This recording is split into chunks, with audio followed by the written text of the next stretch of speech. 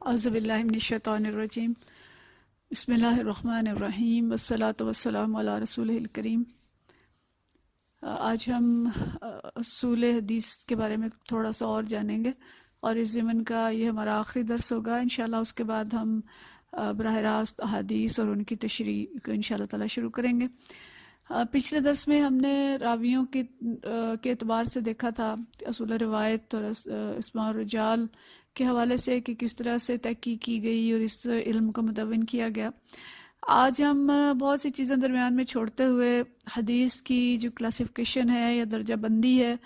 اس کی طرف آئیں گے کہ حدیث کے علم میں کس طرح سے حدیث کی درجہ بندی کی گئی، کہ مستند کتنی ہے اور حدیث کا مقام جو حدیث بیان کی جا رہی ہے اس کے صحیح ہونے کے لحاظ سے، اس کے صحت کے لحاظ سے اس کا مقام کیا ہے۔ تو مختلف طریقوں سے اس کی کلاسیفیکیشن یا اس کی درجہ بندی کی گئی، جس میں سے ایک طریقہ تو راویوں کی تعداد کے اعتبار سے ہے، دوسرا حدیث کی نسبت کے اعتبار سے، اور تیسرا یہ کہ حدیث جو ہے وہ قبولیت میں کیا درجہ رکھتی ہے۔ اس میں اگر ہم نسبت کے اعتبار سے دیکھیں تو یہ ہمارے لیے ایک ایسی چیز ہے جو متعدد بار اس کو ہم پڑھتے ہیں کتابوں میں، تو یہ ہمیں ضرور معلوم ہونا چاہیے کہ حدیث کی نسبت کس کی طرف ہے۔ تو ایک ہم لفظ پڑھتے ہیں اکثر کہ یہ حدیث قدسی ہے۔ حدیث قدسی سے مراد وہ حدیث ہے جس میں نبی کریم صلی اللہ علیہ وسلم اس بات کو اللہ تعالیٰ کی طرف منسوب کرتے ہیں، کہ جیسے ایک حدیث ہے جس میں فرمایا کہ اے میرے بندو، میں نے اپنی ذات کے اوپر ظلم حرام کر لیے ہے، اور تم لوگوں کے درمیان بھی ظلم کو حرام ٹھہرایا ہے، لہٰذا ایک دوسرے پر ظلم نہ کیا کرو۔ یہ مسلم کی حدیث ہے، یہ حدیث قدسی ہے، یعنی جو بات اللہ تعالیٰ کی طرف منسوب کر کے کی جائے۔ بہت سی حدیث ہم نے اس طرح کی پڑھی ہوں گی۔ دوسری حدیث کی جو قسم ہے یہ حدیث مرفوع ہے۔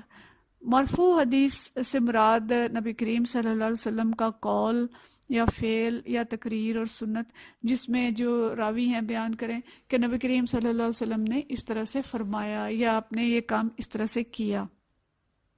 تو اس کو ہم مرفوع حدیث کہتے ہیں۔ اسی طرح سے حدیث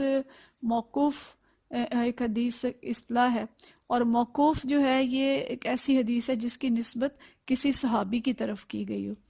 کہ جیسے ایک ہمیں حدیث ملتی ہے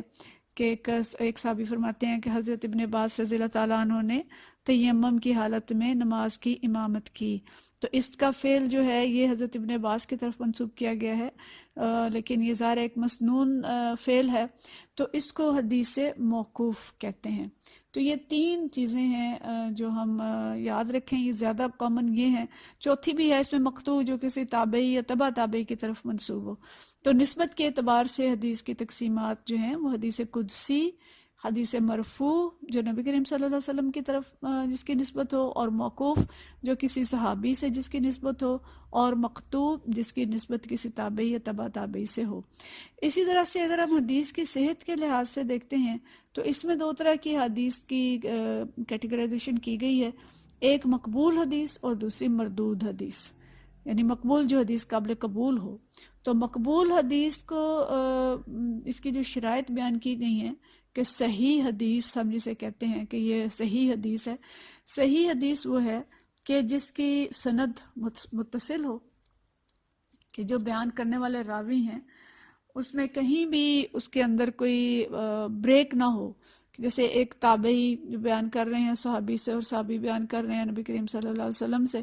اور حضرت امام بخاری تک حدیث پہنچی ہے، تو اس امام بخاری رحمۃ اللہ علیہ سے لے کے تابعی اور تبع تابعی تک جتنے بھی سلسلے ہیں وہ سب اس میں موجود ہوں۔ تو اس حدیث کو یعنی اس کی جو صحیح حدیث ہے اس کی پہلی شرط یہ ہے کہ اس کی سند متصل ہو،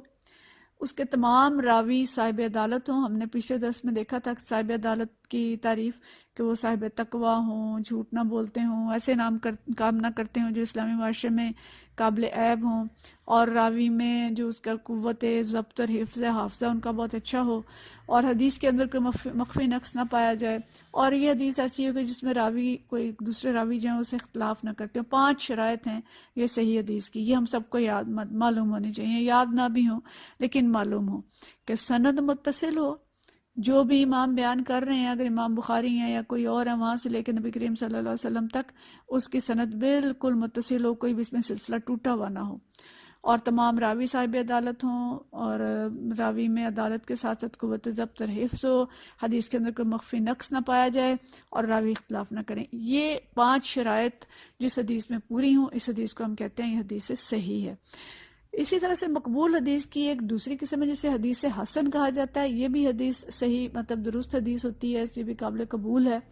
اس میں باقی 4 شرائط پائی جاتی ہیں، لیکن اس میں صرف ایک شرائط تھوڑی یعنی کمزور ہوتی ہے کہ اس میں ایسے راوی بھی رکھتی ہے یہ حدیث کہ جن کا حافظہ کچھ کمزور ہو، یعنی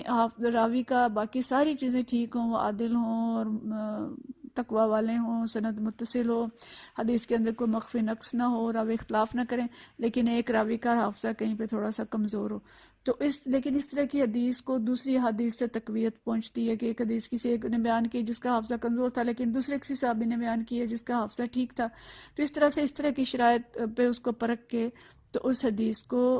حدیث حسن کہا جاتا ہے. تو یہ 2 چیزیں ہمیں اگر یاد ہو جائیں صحیح اور حسن حدیث کی، کہ یہ وہ حدیث ہوں گی جو ان 5 شرائط پر یا 5 میں سے 4 شرائط پر حدیث حسن کی صورت میں پوری اتریں. اس کے علاوہ اگر کوئی کمیاں ہیں تو پھر وہ حدیث ضعیف ہو جاتی ہے. اور ضعیف حدیث میں جیسے اگر ہم نے وہ 5 شرائط بیان کی، اسی میں دیکھیں کہ اگر اس کی سند متصل نہیں ہے، سند منقطع ہو گئی ہے کہ ایک تابعی کا نام حذف ہو گیا ہے، یا صحابی کا نام حذف ہو گیا ہے، یا 2 راوی حذف ہو گئے ہیں، میں نے ایک نے بیان تو کیجیے میں نے فلاں سے سنی، آپ نے کس سے سنی؟ فلاں سے سنی. آپ نے کس سے سنی؟ فلاں سے سنی، لیکن وہ فلاں اور ان کے درمیان کوئی 100 سال کا گیپ آ رہا ہے، یا ایسا ہو رہا ہے کہ وہ ایک جگہ پہ تھے اور وہاں پہ کوئی صحابی پہنچے ہی نہیں تھے تو آپ نے کہاں سے سنی. اس طرح کی اس کے اندر بہت ساری تفصیلات آ جاتی ہیں کہ یا تو نام حذف ہو گیا ہے، یا ملاقات ثابت نہیں ہے، یا اس طرح کی جو کمزوری ہوں گی، تو اس کو ہم کہیں گے کہ یہ سند منقطع ہے. تو سند میں صحابی کا نام حذف ہو گیا، تابعی کا نام نہیں ہے، یا جو تابعین اور تبع تابعین کے بعد کے جو ادوار ہیں اس میں کوئی 1 یا 2 راوی حذف ہو گئے ہیں، تو اس صورت میں یہ حدیث جو ہے یہ ضعیف حدیث ہو جائے گی. اور اسی طرح سے اگر اس میں جو راوی ہیں اس میں سے صاحب عدالت نہیں ہے، ان کے اندر تقوی کی وہ شرائط نہیں ہے، ان کا ضابطہ حفظ اور ضبط ٹھیک نہیں ہے، اور حدیث کے اندر کوئی مخفی نقص پایا جاتا ہے، یعنی وہ حدیث قرآن پہ پوری نہیں اتر رہی، یا عقل کے میزان جو ہمارا عقل کا معیار نہیں، جو صحابہ کرام اور جو شرائط انہوں نے طے کی ہیں اس کے مطابق اس پہ پوری نہیں اتر رہی، یا اس کے اندر جو مضمون ہے اس سے کچھ دوسرے راویوں نے اختلاف کیا ہے، تو اس طرح سے ایسی حدیث جو ہیں ان کو ضعیف حدیث کہا جاتا ہے. تو اسی میں ایک اور مردود حدیث کے اندر جو دوسری قسم ہے اس کی وہ موضوع حدیث ہے. موضوع ایسی حدیث ہے، ایسی روایت ہے جس کو خود گھڑ لیا جاتا ہے. تو جو خود گھڑی گئی یا کسی اس کی کہہ دیا جو نبی کریم صلی اللہ علیہ وسلم نے یہ فرمایا لیکن باقی حدیث سے یہ ثابت نہیں ہو رہا، تو ایسی حدیث کو موضوع اور گھڑی ہوئی حدیث کہا جاتا ہے. پچھلے درس میں ہم نے دیکھا تھا کہ کس طرح سے صورتوں کی فضیلتوں کے بارے میں حدیث جو بزرگ ہیں جو پہنچتے ہیں اور جا کے آخری راوی تک پہنچ کے وہ اس کی تصدیق کرتے ہیں کہ اس شخص نے اس کو گھڑا تھا. تو یہ موضوع حدیث دوسری کمزور قسم کی حدیث ہے. اب یہاں پہ سوال پیدا ہوتا ہے کہ جی جھوٹی حدیث کیوں بیان کی جاتی ہیں؟ تو بہت سارے اس کے اسباب ہیں. کچھ لوگ تو شان نبوی صلی اللہ علیہ وسلم میں غلو کرنے کے لیے حدیث کر لیتے ہیں، اور یہ آپ کو بے شمار ملیں گی آج کل مختلف کتابوں میں کہ کس طرح سے غلو کیا گیا، لیکن غیر مستند کتابوں میں یہ موجود ہوں گی. مستند کتاب آپ کوئی پکڑیں گے تو اس قسم کی کوئی حدیث نہیں ملے گی جو غلو کیا جاتا ہے نبی کریم صلی اللہ علیہ وسلم کی شان میں. اسی طرح سے فقہی اور مسلکی اختلافات کو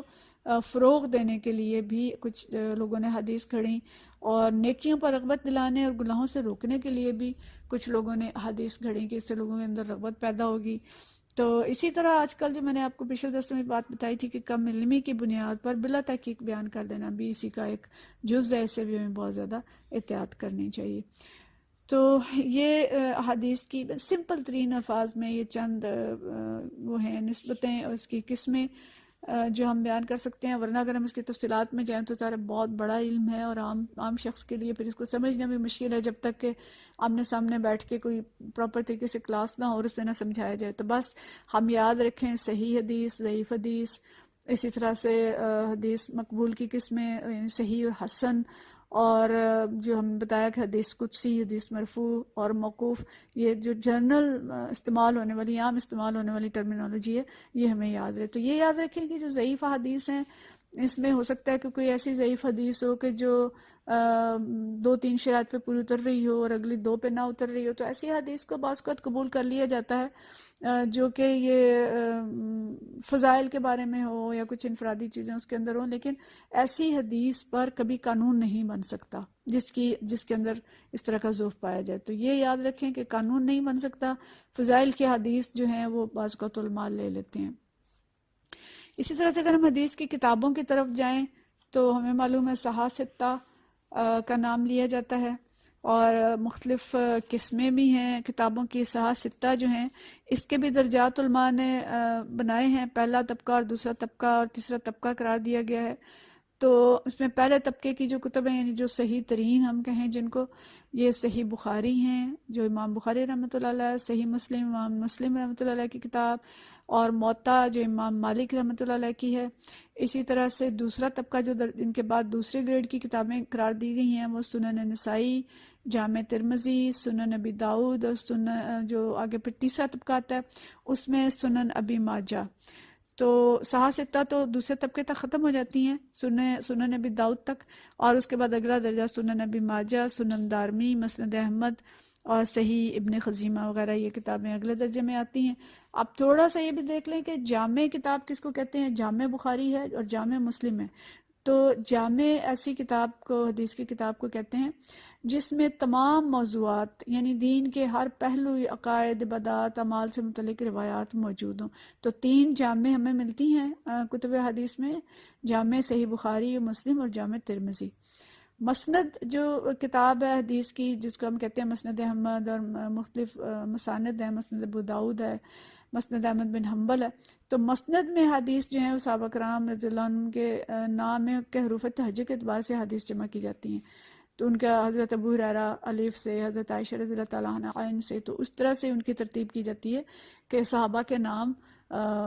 اس میں حروف تہجی کے اعتبار سے، اور کسی نے سرچ کرنا ہو کسی صحابی کے نام سے تو وہ اس میں حدیث کو سرچ کر سکتا ہے۔ سنن ایسی کتاب ہے کہ جس کی ترتیب فقہی ابواب پر ہوتی ہے، اور اس میں عموماً جو ہے مرفوع روایات ہیں۔ مرفوع یاد ہے نا کہ جن کی نسبت جو ہے وہ نبی کریم صلی اللہ علیہ وسلم سے کی جائے، تو فقہی ابواب کے مطابق ہی ہوتی ہیں۔ اس میں سنن نسائی، سنن ابن ماجہ اور سنن شافعی شامل ہیں۔ معجم جو ہے اس میں احادیث بالترتیب حروف تہجی، شیوخ اور قبائل کے ناموں سے درج ہوتی ہیں۔ مستدرک اس کتاب کو کہتے ہیں جس میں کسی دوسرے مصنف کی شرائط کے مطابق احادیث جمع کی جائیں جو اصل کتاب میں نہ ہوں۔ جیسے بخاری کی کوئی جو امام بخاری نے طریقہ اپنی کتاب حدیث کی تخریج کا کیا، اسی طریقے کے مطابق دوسری کتاب لکھی جائے، لیکن اس میں جو حدیث آئیں وہ بخاری کی کتاب کے اندر نہ ہوں۔ تو 40 تو میں معلوم ہے کہ جو 40 احادیث جس کے اندر آتی ہوں، تو 40 احادیث کا بھی ہم اس کتاب کو ہم دیکھتے ہیں کہ 40 احادیث والی کتاب کو 40 کہتے ہیں۔ تو یہ مختلف کتابوں کے نام ہیں جو ہم دیکھتے ہیں، اور اسی کے مطابق ابواب کے مطابق ان کی تقسیم کی جاتی ہے۔ یہ ہمارا مختصر ترین آپ کہہ لیں کہ کتابوں کا اور احادیث، علم حدیث کا مختصر ترین تذکرہ جو عام فہم ہو سکتا ہے اس کی میں نے کوشش کی ہے۔ اگر ہمیں اس سے زیادہ مطلوب ہو اور ہمیں ہونا چاہیے، ہمیں اس کو پڑھنا چاہیے اور سیکھنا چاہیے، اور اس کے لیے ہمیں مستند کتب حدیث کی طرف رجوع کر کے تو حدیث کی جو مزید کیٹیگرائزیشن ہے اور ان کی صحت کے مطابق جو کلاسیفیکیشن ہے اس کو ہمیں سمجھنا چاہیے۔ تو اللہ تعالیٰ ہم سب کو سمجھ عطا فرمائے اور ہم سے اس محنت کو قبول کرے، اور اللہ کرے کہ ہمارے لیے جو کچھ ہم پڑھ رہے ہیں یہ نافع ہو، اور اللہ تعالیٰ اس میں ہم سب کو بہترین اجر عطا فرمائے۔ وآخر دعوانا الحمدللہ رب العالمین۔